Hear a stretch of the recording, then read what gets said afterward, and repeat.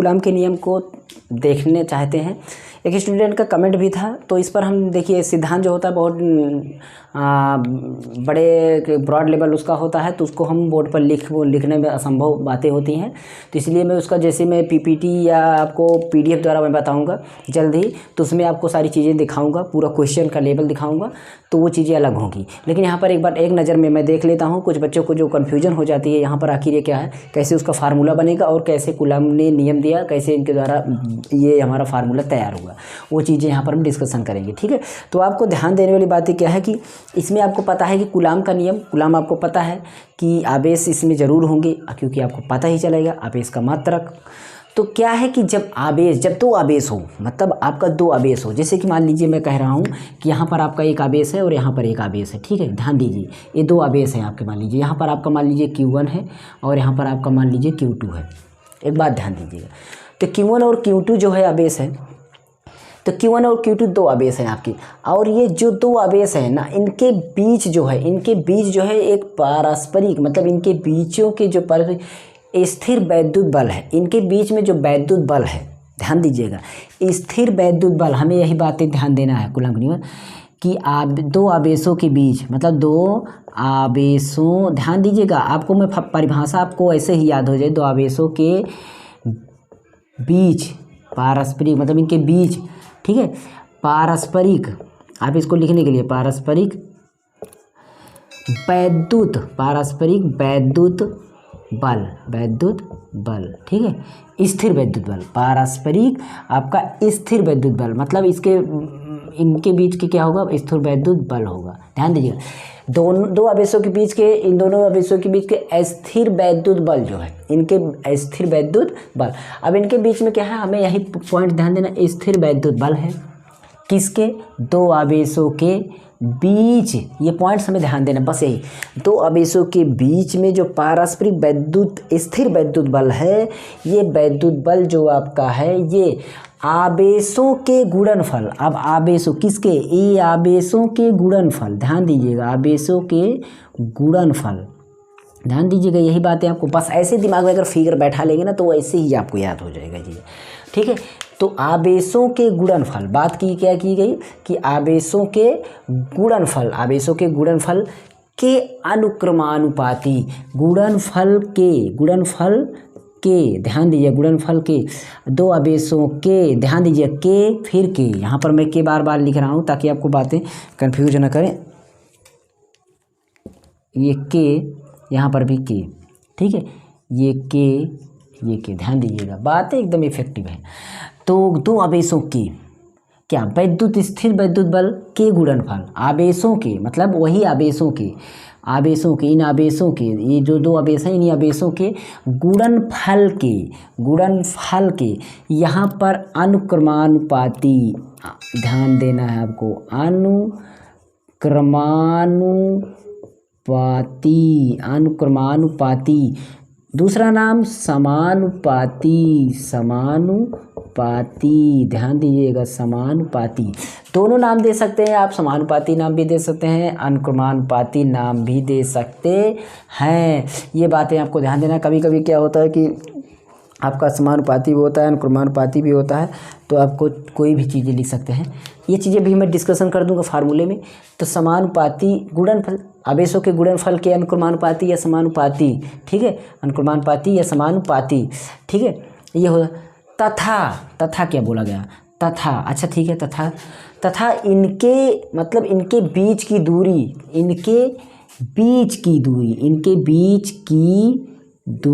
ध्यान दीजिएगा, इनके बीच की दूरी, क्या बात हुई, बीच की दूरी, ओके, इनके बीच की दूरी के वर्ग, ध्यान दीजिएगा, मैं एक एक पॉइंट से वैसे लिख रहा हूँ, अभी ये बातें समझ में आ जाएगी, बस आप थोड़ा सा स्टे रहिए। कल अभी सुनिए कि क्या पागल की तरह बताते चला जा रहा है, बस वही। तो आप इसको एक बार याद देखिए, बहुत बार याद करते हैं, याद भी हो जाता है, किसी को नहीं समझ, लेकिन इस तरीके से फिगर बैठाइएगा दिमाग में ना, तो आपको जब ऐसे आप फिगर बनाते जाएंगे ना, तो याद है, अरे यार ये तो हमारा परिभाषा बन गया, जब ऐसे फिगर बने कि मैंने कैसे एरो द्वारा रिप्रेजेंट कर रहा हूँ। तो दूरी के वर्ग के व्युत्क्रमानुपाती, ये क्या लिखना है यहाँ पर, व्युत्क्रमानुपाती, व्युत्क्रमानुपाती, ठीक है, व्युत्क्रमानुपाती होता है, ठीक है, व्युत्क्रमानुपाती होता है, ठीक है। ये हो गई हमारी टोटल परिभाषा, टोटल रूल, नियम, सिद्धांत, ये हमारा हो गया। बात को समझना है, ये दो आवेशों के बीच स्थिर वैद्युत बल, इनके बीच में जो बल लग रहा है स्थिर वैद्युत बल, मतलब ये बल जो है, हमें क्या दिमाग लगाना है, इसके बीच का ये जो बल है बेचारा बल, ये बल का मतलब F, ये जो है ये हमारा बल, बात दिमाग लगाइए। मैंने यहाँ से पकड़ा कि दो आवेश होंगे, उनके बीच कोई बात होगी, बीच में जो बात होगी वो स्थिर वैद्युत बल निकलेगा,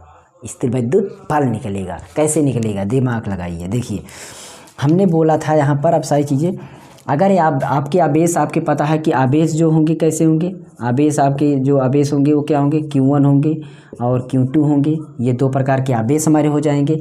और बीच की दूरी ध्यान दीजिएगा, बीच की दूरी, इसको हम क्या नाम दे सकते हैं, तथा बीच की दूरी के नाम दे सकते हैं क्या, R, क्या नाम दे सकते हैं, R, ये चीज़ें आपको पता होनी चाहिए। बीच की दूरी को क्या नाम दे सकते हैं, R। और उनके बीच लगने वाला जो वैद्युत बल है, इनके बीच लगने वाला वैद्युत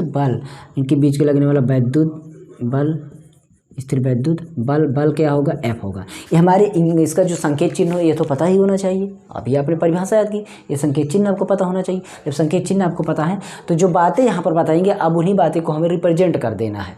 देखिए कैसे प्रेजेंट करना है, यहाँ पर बोला गया कि स्थिर वैद्युत बल होगा यानी F होगा। F जो है हमारे ये आवेशों के गुणनफल, आवेश क्या थे, Q1 थे, और गुणनफल का मतलब गुणा हो गए, ध्यान दें, आवेशों के गुणनफल मतलब Q1 और Q2 के गुणनफल, दिमाग लगाइएगा। देखिए स्थिर वैद्युत बल, ये दो आवेशों के बीच का जो पारस्परिक स्थिर वैद्युत बल है, ये स्थिर वैद्युत बल जो है ना, उनके आवेशों के गुणनफल के अनुक्रमानुपाती या समानुपाती, दिमाग लगाइएगा, अनुक्रमानुपाती या समानुपाती, इसको हमें क्या नाम दिया जाता है, इसको हमें चिन्ह दिया जाता है इस तरीके से, इसका हमारा सिंबल इस तरीके से प्रोपोर्शनल होता है, ये होता है इस तरीके, ध्यान दीजिएगा। स्थिर वैद्युत बल दोनों आवेशों के गुणनफल के समानुपाती, अनुक्रमानुपाती मतलब उसी के अनुकूल, अनुक्रमानुपाती उसी की तरफ। बट यहाँ पर कुछ व्युत्क्रमानुपाती मतलब उल्टा, जो काम हो रहा है उसके उल्टा, मतलब ये इस तरीके से हो रहा है तो उसके उल्टा होगा। किसके, बीच की दूरी के व्युत्क्रमानुपाती, दूसरी कंडीशन बोला जा रहा है कि ये वैद्युत बल जो है ना, वो उसके बीच की दूरी के व्युत्क्रमानुपाती, व्युत्क्रम मतलब R अगर हमारा ऊपर होना चाहिए, ऊपर है तो एक नीचे है, लेकिन व्युत्क्रम का मतलब हमारा नीचे, तो मतलब एक ऊपर चला जाएगा, इसके व्युत्क्रमानुपाती, तो प्रोपोर्शनल इसमें भी लगेगा।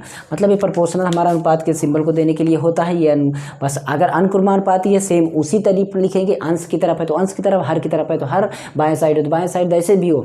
लेकिन व्युत्क्रमानुपाती लिखा हो तो व्युत्क्रम मतलब उसका उल्टा, उसके व्युत्क्रमानुपाती मतलब उसके उल्टा, मतलब R हमारा अगर ऊपर होता, अगर हम इस तरीके से लिखते F बराबर हमारा R स्क्वायर मतलब S प्रोपोर्शनल R, तो ये हो गया हमारा अनुक्रमानुपाती, क्योंकि हमारा A भी अंश में है तो ये भी अंश में है, ये अब यहाँ पर अंश में है तो हर में हो गया, मतलब व्युत्क्रमानुपाती व्युत्क्रम में हो गया, उसके उल्टा हो गया। तो ये दोनों बात बोली गई है। अब यार दिमाग लगाइए कि इन दोनों को अगर हम हल करेंगे तो हमें क्या प्राप्त होगा, F प्रोपोर्शनल, क्योंकि प्रोपोर्शनल इसमें भी, ये प्रोपोर्शनल इसमें ये Q1 और Q2 ऊपर है, ये गुणा हम लगाएं या ना लगाएं, आपको इंटू भी अगर लगा देते हैं तो ये भी गुणा माना जाता है। Q1 और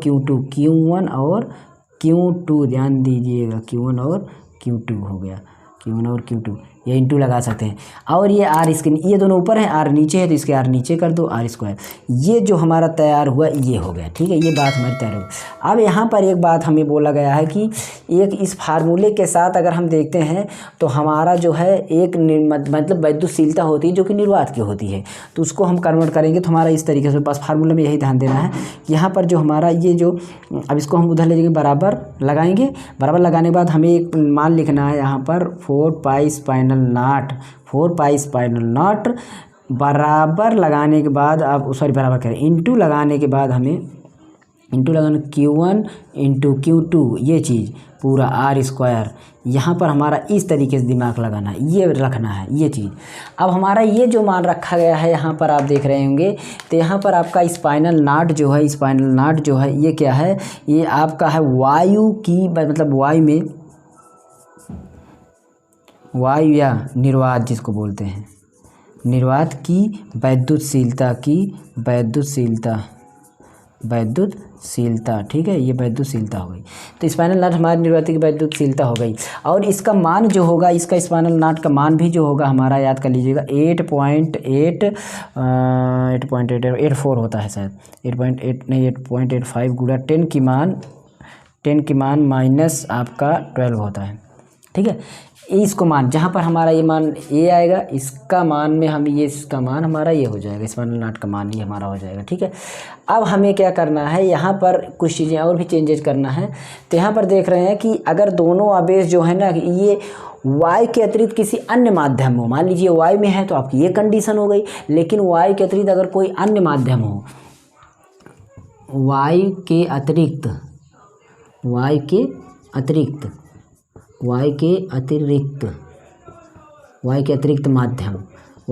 माध्यम में कैसे होगा, वायु के अतिरिक्त मतलब वायु है तो आपका ये कंडीशन हुआ, निर्वात में आपका ये कंडीशन हुआ, लेकिन वायु के अतिरिक्त अगर कोई माध्यम हो तब हमारा क्या होगा, मतलब हमारा तब फार्मूला कैसा बन जाएगा, वही होगा कि F बराबर आपका 1/4 पाई स्पाइनल नाट, यहाँ पर लगा, यहाँ पर आपको K एक हो जाएगा, क्या हो जाएगा, यहीं पर आपका K हो जाएगा। बाकी सेम प्रोसेस वही होंगे कि आपका Q1/Q मतलब R स्क्वायर, ये चीज़ें भी रहेंगी, ये चीज़ें आपकी चीज़ें रहेंगी।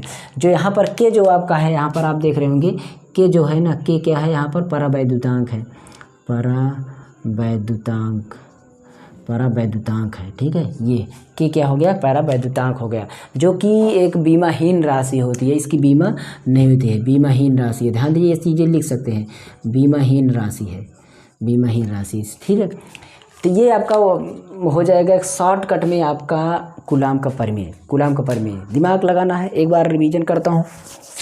दो आवेश होंगे, कूलाम के दोनों के बीच में स्थिर वैद्युत बल लगेगा। स्थिर वैद्युत बल जो होगा उन आवेशों के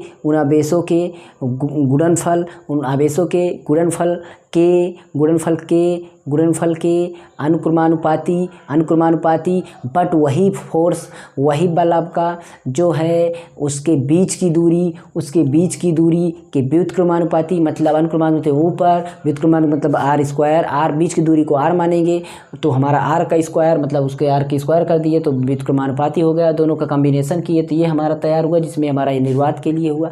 वायु में अगर ऐसी कंडीशन हो तो इसका मान हमें रखना पड़ेगा, ये वायु के लिए मान होता है, और निर्वात में हो तो इसके साथ के लग गया तो हमारा के मान जो होता है वो हो जाएगा। तो ये चीज़ें आपको विशेष ध्यान देने वाली बातें हैं, आप इसको एक बार ध्यान दीजिएगा तो आपको सारी चीज़ें समझ में आने लगेंगी। और एक बात बताता हूँ, इस तरीके की शॉर्ट एक्सप्लेनेशन तो हम कर सकते हैं, लेकिन एक दिक्कत है कि आपको अगर हम ये चीज़ें यहाँ पर एक गलती की होंगे, ये जो आपका के है ना यहाँ पर रहेगा, मतलब यहाँ पर लिख दीजिएगा, ठीक है, बीच में। तो यहाँ पर आपको इसको जो हमने बताया एक शॉर्ट तरीका था लिखने में, क्योंकि बोर्ड पर सिद्धांत। अब हम आगे देखिए नेक्स्ट वीडियो जब जल्दी आएंगी जो कि PDF के तरीके से होंगे, PDF के आधार पर हम बनवाएंगे सारी चीज़ें, आपको PDF तरीके से मिलेंगी। ओके, देखिए मेरा सेकंड चैनल है मास्टर जी मोबाइल टेक, चैनल का नाम है। प्लीज़ अगर आप अभी तक स्टे हैं तो उसको भी सब्सक्राइब कर दीजिए। डिस्क्रिप्शन में लिंक मिलेगी, इन स्क्रीन पर मिलेगी, कहीं से भी जाके सर्च करिए मास्टर जी मोबाइल टेक चैनल, हमारी फोटोज़ पर कहीं पर भी मिलेगी, समझ लीजिए वही चैनल है।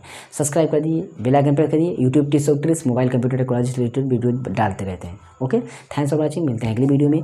तब तक के लिए आप ऐसे चीज़ें कमेंट कर दीजिएगा, जैसी वीडियो और चाहिए, कैसा लगा ये भी कमेंट कर दीजिएगा। बस आपको ये सारी चीज़ें बताना था, शॉर्टकट में मैंने बता दिया, एक नया प्रोसेस, एक नई खोज, एक नया तरीका।